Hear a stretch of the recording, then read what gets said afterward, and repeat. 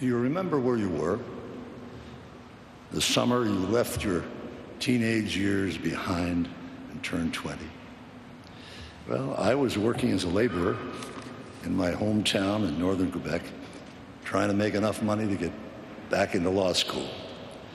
It was a tough job, but I was safe and secure, and had the added benefit of my mother's home cooking every night. On September 2nd, 1944, as we have just heard so eloquently from John, 20-year-old Lieutenant George Bush was preparing to attack Japanese war installations in the Pacific. He was part of a courageous generation of young Americans who led the charge against overwhelming odds in the historic and bloody battle for supremacy in the Pacific against the colossal military might of Imperial Japan. That's what George Bush did the summer he turned 20.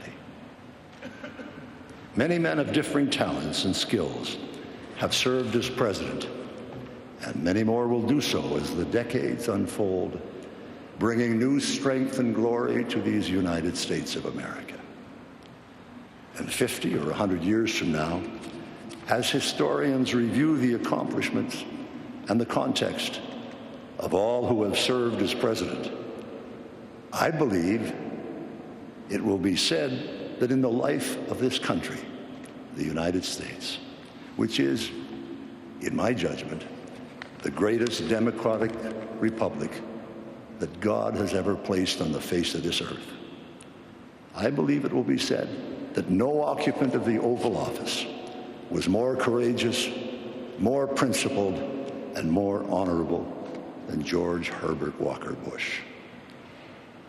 George Bush was a man of high accomplishment, but he also had a delightful sense of humor and was a lot of fun. At his first NATO meeting in Brussels as the new American president, he sat opposite me, actually, that day. George was taking copious notes as the heads of government spoke. We were all limited in time. But you know, it's very flattering to have the President of the United States take notes as you speak. And even someone as modest as me threw in a few more adjectives here and there to extend the pleasure of the experience. After President Mitterrand, Prime Minister Thatcher, and Chancellor Kohl had spoken, it was the turn of the Prime Minister of Iceland, who, as President Bush continued to write, went on and on and on and on, ending only when the Secretary General of NATO firmly decreed a coffee break.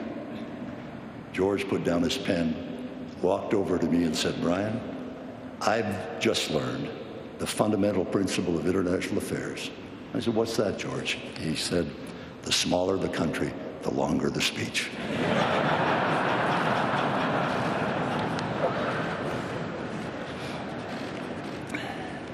In the second year of the Bush presidency, responding to implacable pressures from the Reagan and Bush administrations, the Soviet Union imploded. This was, in my judgment, the most epical event, political event of the 20th century. An ominous situation that could have become extremely menacing to world security was instead deftly challenged by the leadership of President Bush into the broad and powerful currents of freedom, providing the Russian people with the opportunity to build an embryonic democracy in a country that had been ruled by czars and tyrants for over 1,000 years.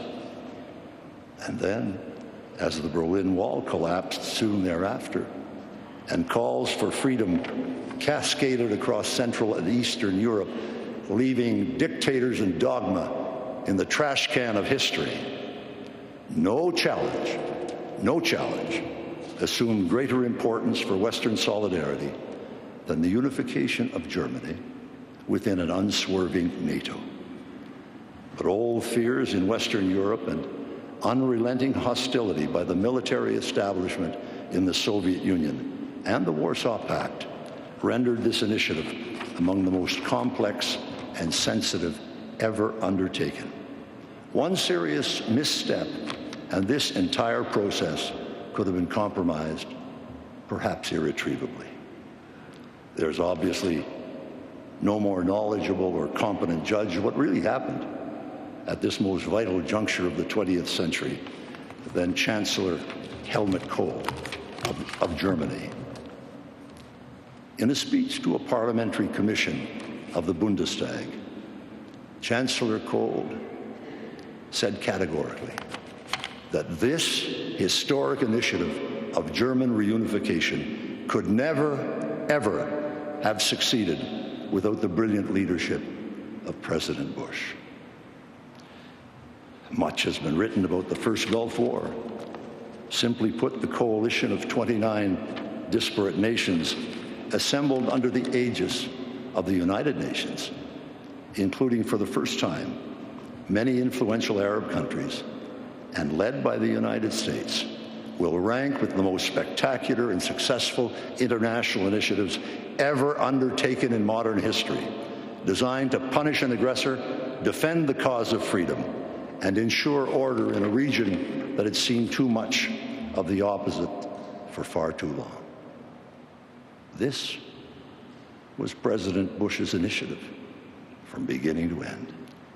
President Bush was also responsible for the North American Free Trade Agreement, recently modernized and improved by new administrations, which created the largest and richest free trade area in the history of the world, while also signing into law the Americans with Disabilities Act, which transformed the lives of millions and millions of Americans forever. President Bush's decision to go forward with strong environmental legislation, including the Clean Air Act, that resulted in the Acid Rain Accord with Canada, is a splendid gift to future generations of Americans and Canadians to savor in the air they breathe and the water they drink, and the forests they enjoy, and the lakes, rivers, and streams they cherish. There's a word for this. It's called leadership. Leadership. And let me tell you that when George Bush was President of the United States of America, every single head of government in the world knew that they were dealing with a gentleman, a genuine leader, one who was distinguished, resolute, and brave. I don't keep a diary, but occasionally I write private notes after important personal or professional events. One occurred at Walker's Point in Kennebunkport, Maine, on September 2nd, 2001. Mila and I had been spending our traditional Labor Day weekend with George and Barbara, and towards the end, he and I had a long private conversation. My notes capture the moment. I told George how I thought his mood had shifted over the last 8 years, from a series of frustrations and moments of despondency in 1993 to the high enthusiasm that I felt at the Houston launch of the Presidential Library and George W.'s election as governor in November of that year, to the delight following Jeb's election in 1998, followed by their great pride and pleasure with George W.'s election to the presidency, and perhaps most importantly, to the serenity we found today in both Barbara and George. They are truly at peace with themselves, joyous in what they and the children have achieved, gratified by the goodness that God has bestowed upon them all, and genuinely content with the thrill and promise of each passing day.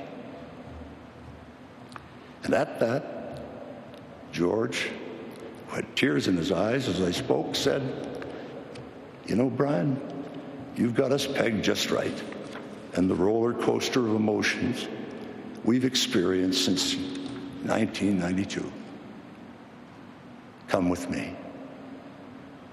He led me down the porch at Walker's Point to the side of the house that fronts the ocean and pointed to a small, simple plaque that had been unobtrusively installed just some days earlier. It read, CAVU. George said, Brian, this stands for Ceiling and Visibility Unlimited. When I was a terrified 18 to 19-year-old pilot in the Pacific, those were the words we hoped to hear before takeoff. It meant perfect flying. And that's the way I feel about our life today. CAVU. Everything is perfect. Bar and I could not have asked for better lives. We are truly happy and truly at peace. As I looked over the waters of Walker's Point on that golden September afternoon in Maine, I was reminded of the lines, simple and true, that speak to the real nature of George Bush and his love of his wonderful family and precious surroundings. There are wooden ships, there are sailing ships, there are ships that sail the sea. But the best ships are friendships, and may they always be.